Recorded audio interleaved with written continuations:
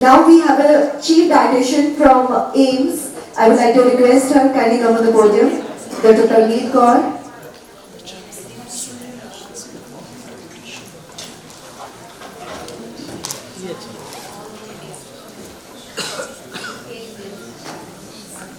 आप सभी को मेरा नमस्कार। और जैसा कि मुझे पहले ही कह दिया गया है कि आपको अपनी टॉक शॉर्ट रखनी है, तो मैं जो हूँ मेन पॉइंट्स को टच करूँगी। अभी बहुत डिटेल में नहीं जाऊँगी और लेकर ऑन अगर आप लोगों को कुछ क्लैरिफिकेशन चाहिए तो आप ले सकते हैं। सबसे पहले अगर हम फूड को या अन्न को बोलते हैं तो अन्न पार ब्रह्म स्वरूप सभी जानते हैं। अन्न की जो स्थान है वो बहुत ही श्रेष्ठ है, बहुत सुप्रीम है। और अन्न जो फूड है, फूड इज लाइफ। और सबसे पहले खाना दे दिया जाता है। बच्चा भी पैदा होता है छोटा तो कोलेस्ट्रॉल से स्टार्ट करते हैं, तो क्योंकि बिना खान पान से, अच्छा खाने से हम जीवित नहीं रह सकते। खाना हमारे लिए बहुत ही जरूरी है। लेकिन हम जब खाना खाते हैं तो ये भूल जाते हैं कि हेल्दी क्या है और अनहेल्दी क्या है। और इसी कश्मकश में आजकल इतनी सारी बीमारियां हो गई हैं। सब लोग जानते हैं लाइफस्टाइल रिलेटेड डिजीजेस, और इस कॉन्फ्रेंस का थीम भी है हेल्दी एंड फिट इंडिया करने का। तो इस समय लाइफस्टाइल की, अभी पहले वाले स्पीकर्स ने भी बहुत अच्छी बातें की, तो उसी कड़ी को मैं आगे ले जाना चाहूँगी। और सबसे पहले जैसे सबने कहा कि हाइपरटेंशन है, डायबिटीज है, और आजकल एयर पॉल्यूशन की वजह से कॉर्नरी कंजस्टिव कॉर्नरी डिजीजेस हो रही है, रेस्पिरेटरी डिजीजेस हो रही हैं, और कैंसर बहुत ज़्यादा हो रहा है। ये सब डाइट से ही रिलेटेड है। तो हमें अपना खान पान सही करना है। और मेन बात में आप लोगों को जो थ्रेट है वो ये है कि जब हाइपरटेंशन का वर्ड तो सभी जानते हैं, लेकिन एक शब्द होता है प्री हाइपरटेंशन।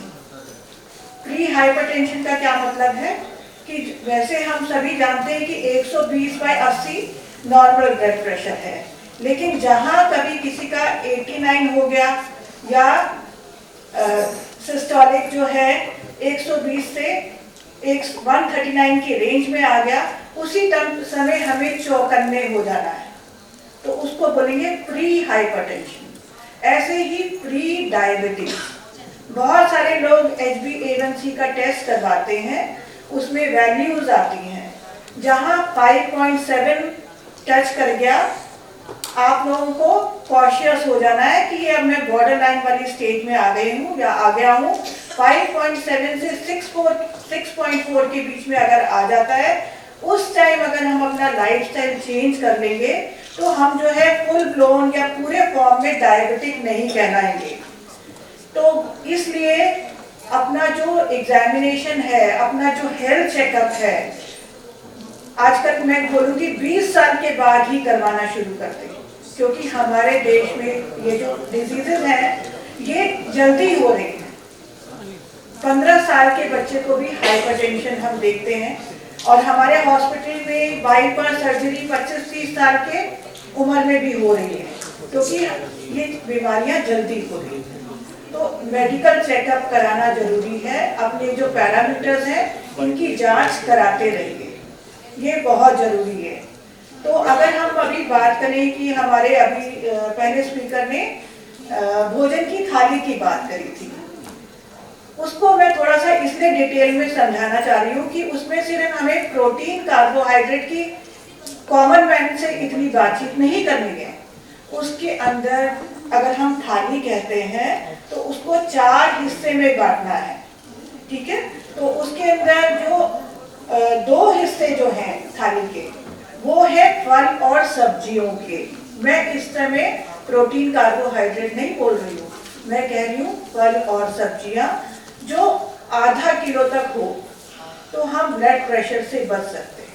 बहुत सारी रिसर्च है वो बताती है कि आधा किलो के आसपास अगर हम फल और सब्जियां हर रोज खाते हैं तो ब्लड प्रेशर से बचे रहेंगे, कॉन्स्टिपेशन से बचे रहेंगे। करीब 300-350 ग्राम सब्जी और 100-150 ग्राम फल। आप फल खरीदने जाएं तो ये नहीं कि आपने सबसे महंगा एप्पल खरीदना है।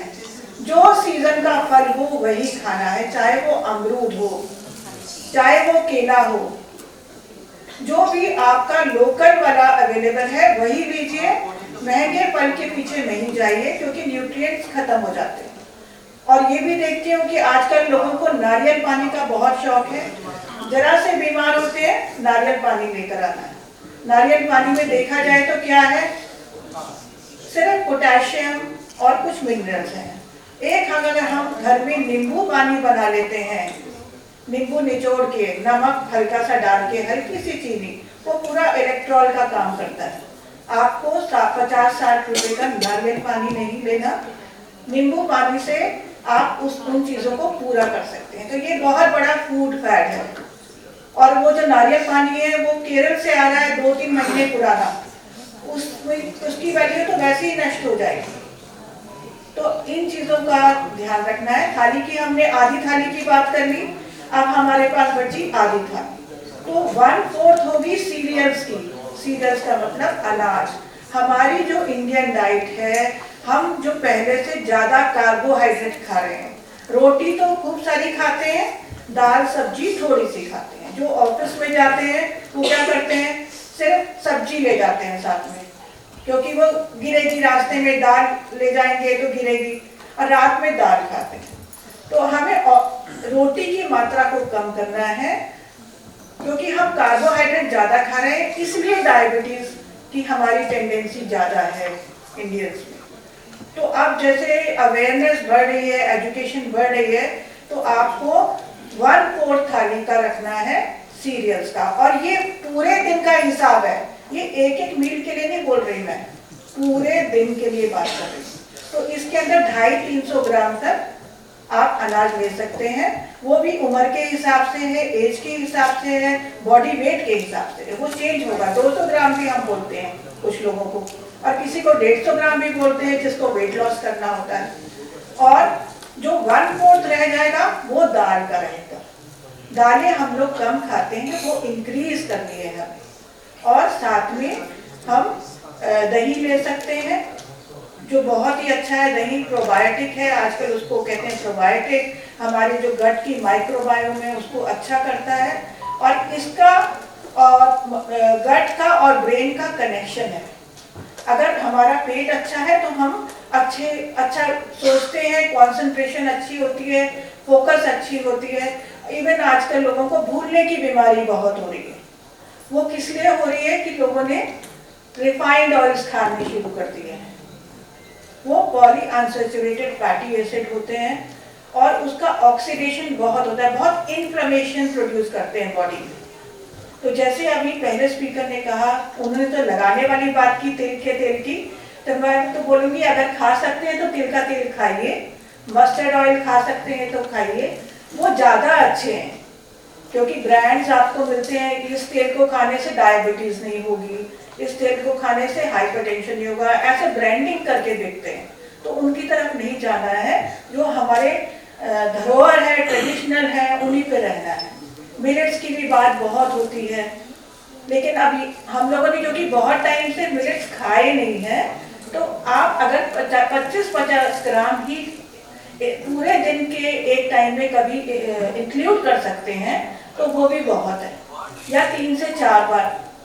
और जो बच्चे हैं उनको इंट्रोड्यूस करिए कि उनकी फूड हैबिट्स और उनकी स्टमक ऐसे हो जाए, अडाप्ट कर जाए। हम इस एज में अडाप्ट नहीं कर पा रहे हैं अच्छे तरीके से, तो बच्चों में ये हैबिट्स डालनी बहुत जरूरी है। तो इसका ध्यान रखना है। और जो आजकल मार्केट में प्रोसेस्ड फूड्स हैं, इनसे बहुत दूर रहना है। एक तराजू जानते हैं, उसके 2 पलड़े होते हैं। तो जो नेचुरल वाला है फूड, उसका पलड़ा हमेशा भारी रहेगा, वो नीचे रहेगा। और जो दूसरा वाला फूड है, क्योंकि कभी किसी को ब्रेड खानी पड़ जाती है कि भाई बाहर जाना है, टाइम कम है, तो कभी कभी के लिए रख लीजिए। सेलिब्रेटरी फूड्स हैं, जैसे मिठाइयाँ हैं, वो होली के लिए, दिवाली के लिए रख लीजिए। क्योंकि मैं ये नहीं बोलूँगी कि ये नहीं खाना, वो नहीं खाना, ऐसा नहीं है। खाना सब कुछ है, मॉडरेशन में खाना है, मॉडरेशन इज द की। अगर आप नियमित रूप में सब चीजें खा रहे हैं तो कोई भी चीज नुकसान नहीं करती। उल्टा अगर आप कहीं किसी के साथ बैठे हैं और आप बोले कि नहीं मुझे ये नहीं खाना, वो स्ट्रेस फैक्टर इंक्रीज करता है और उसकी वजह से भी बीमारी होती है। आप सब कुछ खाइए और सीजन के हिसाब से खाइए, लोकली अवेलेबल खाइए और जो अफोर्ड कर सकते हैं वो खाइए, ये बहुत जरूरी है। और जैसा मैंने पहले कहा कि आप लोगों को जो है क्या बोलते हैं रेगुलर मेडिकल चेकअप कराना है, वो कराइए आप। और साथ ही साथ ये ध्यान रखिए कि जैसे ये कॉन्फ्रेंस चल रही है, हम इसमें नॉलेज गेन कर रहे हैं, ऐसे ग्रुप्स में को ज्वाइन करिए जिससे आपकी अवेयरनेस इंक्रीज हो। और अपनी फैमिली में भी इस चीज़ को, टॉपिक को रेज करें। गूगल और व्हाट्सएप में बहुत सारी इंफॉर्मेशन होती है, उसको ब्लाइंडली फॉलो नहीं करना, साइंटिफिक फैक्ट्स के साथ फॉलो करना है। अभी न्यूज़पेपर में इंटरमिटेंट फास्टिंग का बहुत आ रहा है और अभी स्टडी आ गई है यूएस से कि वो कह रहे हैं कि नहीं, इंटरमिटेंट फास्टिंग करने से जो 8 घंटे की विंडो पीरियड में खाना खाते हैं वो वाली डाइट, तो उससे कार्डियोवैस्कुलर डिजीज ज़्यादा हो रही है। लेकिन जैसा कि पता चला है कि वो सिर्फ एक एब्स्ट्रैक्ट, मतलब किसी कॉन्फ्रेंस में किसी छोटा सा एब्स्ट्रैक्ट डाल दिया, पेपर पब्लिश हुआ नहीं, लेकिन वो पब्लिसिटी शुरू हो गई कि उससे ऐसे नुकसान है। तो हमें ब्लाइंडली कोई भी चीज़ों को फॉलो नहीं करना है, तर्क के साथ करना है, साइंटिफिक वे में उसको फॉलो करना है।